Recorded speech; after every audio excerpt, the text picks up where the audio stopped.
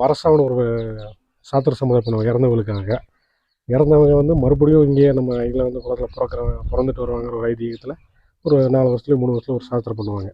அந்த டைமில் ஒரு சின்ன கட்டில் மாதிரி பண்ணிவிட்டு அவங்க எரிச்ச இதை வந்து இந்த மண்டை இது இருக்கு இல்லைங்களா, மண்டை ஓடு எடுத்து ஒரு இடத்துல வச்சுட்டு அதுக்கப்புறம் அவங்களுக்கு வேண்டிய இந்த இயற்கை பூர்வமாக நம்ம விவசாயம் பண்ணுறது அதெல்லாம் வச்சு அப்புறம் இங்கேருந்து எடுத்து போய் அந்த சாவு அங்கே எடுத்து போய் அதை ஒரு டைம் சாவடிக்கிற மாதிரி பண்ணுவோம். இது ஏன் பண்ணுறாங்கன்னா, ஒரு பேச்சுக்கு ஒரு 20 வயசில் ஒரு பொண்ணோ பையனோ கணவரோ மனைவியோ இறந்துருந்தாங்கன்னா அவங்க மறு கல்யாணம் பண்ணலாம். மறு கல்யாணம் பண்ணுறதுக்கான இது. ஏன்னா 2 வருஷத்துல 3 வருஷம் அவங்க கல்யாணம் பண்ணாமல் இருப்பாங்க.